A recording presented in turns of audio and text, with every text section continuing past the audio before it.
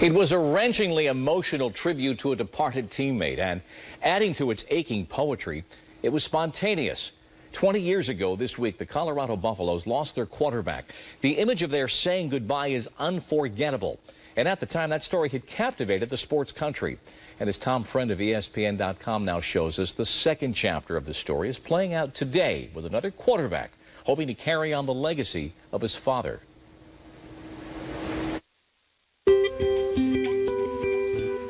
Every time I lace up the cleats, every time I put the jersey on, I think about him. And think about all the great things he did on the field, just trying to be like him. If T.C. McCartney ever gets in a college football game, he wants to be that quarterback from 20 years ago. That quarterback is Sal Aunese, a prodigy out of San Diego, brought to Colorado in 1986 by a young, ambitious assistant coach, Les Miles. Les Miles personally recruited him, and he wore out his doorstep. Getting Aunese was a recruiting bonanza. You think we weren't slapping high fives? By 1988, the offense had been turned over to Aunese, a junior. Here's Sal Aunese, looking down the middle, Campbell! And that's a great pass by Aunese. It was a breakthrough season for him and a program that won 8 games for the first time in 12 years. Sal was a guy that took us from a team to a family. He was the guy that got us to the next level. And that, I think, was the difference between us being good and us being great. Teammates and fans adored him, including head coach Bill McCartney's daughter, Christy. She and Aunese had lived down the hall from each other 2 years before as freshmen. He made her laugh. They connected. And midway through the 1988 season, 20-year-old Christy had something to tell her parents. I came home and just blurted it out. I'm pregnant. And, my dad was up pacing and wanted to know, who's the father, because he didn't really know I was dating Sal. Tried to keep that a secret. And then she said, Dad, the father of the baby is the quarterback of your team, Sal Aunese. I was flabbergasted. I did not see that coming. And so I said, well, it doesn't matter who it is. We're with you. I called Sal in right away. And I said, look, this is not going to affect your position on the team.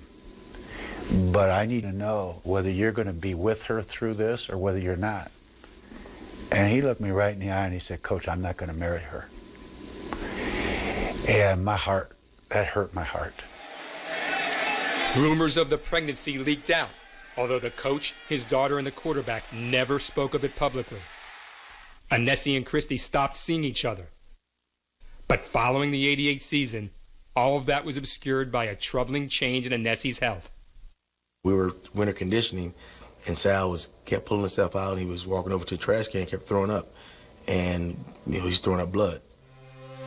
In March of 1989, there was a diagnosis: inoperable stomach cancer. Aunese was given 6 months to live. I think I was 8 months pregnant when we found out how sick he was. I went by myself and just started crying because, to hear that someone that you care so much about, the father of your child, has cancer and might die is just overwhelming. By the time Colorado reconvened for spring practice in 1989, Aunese seemed to be responding to chemotherapy. I'd like to thank the city of Baltimore, the state of Colorado, my teammates here. God bless and see you next year. And on April 24th, that same spring, Christy gave birth to a son, Timothy Chase McCartney, a son Aunese nicknamed TC. We have a picture of him right after TC was born, and he was holding him, and he has a big smile on his face, and that's kind of how I always remember him as a dad. But by the time the '89 season arrived, the cancer had ravaged Aunese's body. He lost 50 pounds, lost his hair, and would come to practices and home games on oxygen. And when Jeff Campbell caught a long pass against Illinois on September 16th, the receiver pointed straight to Aunese. I know it took every single bit of effort for him to get there. I want him to know that he was right there. That's for you, man. That's for you, and that's going to be the standard. That next week, his breathing sporadic, Christy and the Aunese family stood vigil at the hospital.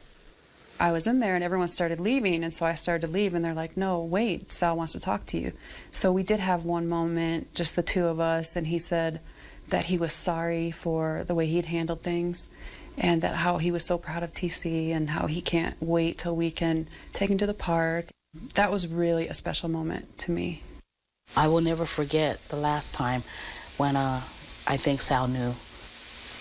He grabbed his son by the hand and looked at him so like deeply.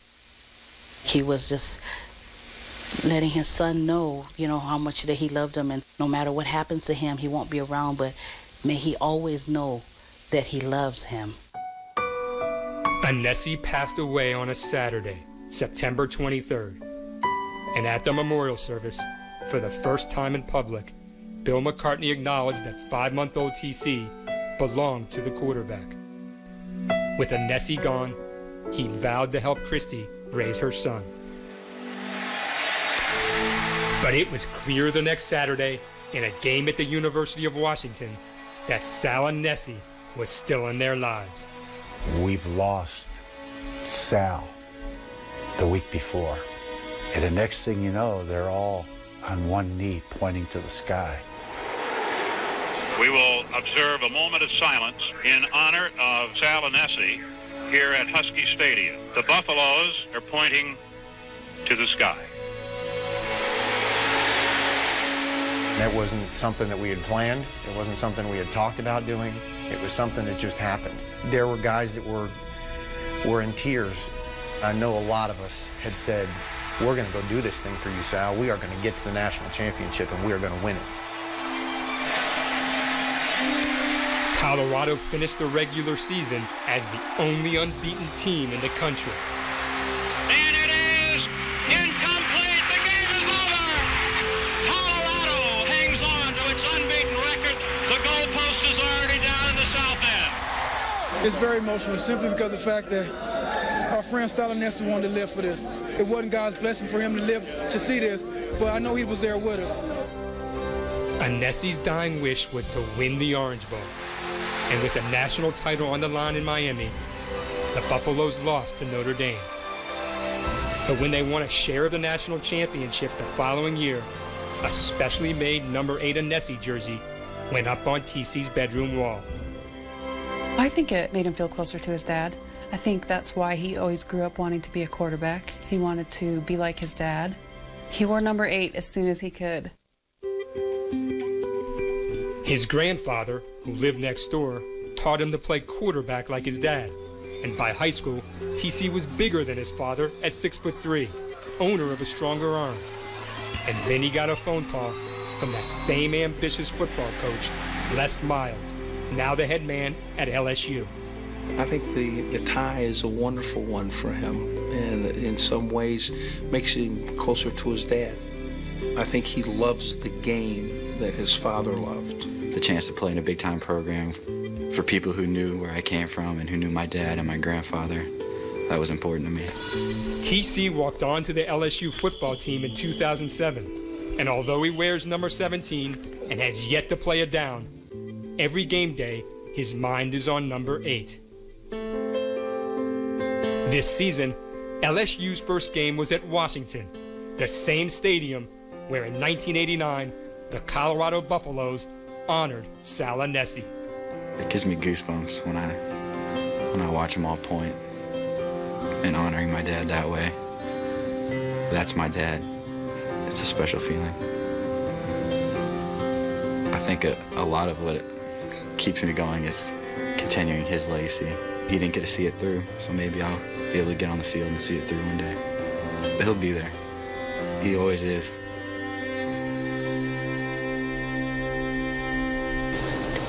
Tom Friend reporting. TC McCartney is third on the LSU depth chart at quarterback, and still his mother, Christy, traveled to Seattle to watch that game against Washington. TC hopes one day to coach just like his grandfather, Bill McCartney, and he's also hoping next year to reclaim his father's number 8 when running back Trendon Holiday completes his eligibility at LSU. For more on the story of Sal Aunese and his son TC McCartney, read Tom Friend's companion piece online at ESPN.com. They've won it for Sal. They've won it for themselves. Colorado is now 9-0 on the season.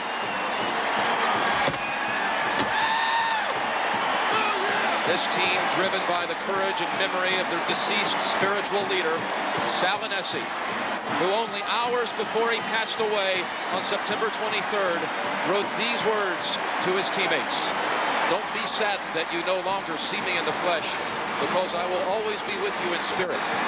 Hold me dear to your hearts, as you know I do all of you. I love you all. Go get them and bring home the Orange Bowl." It was signed, Love Sal.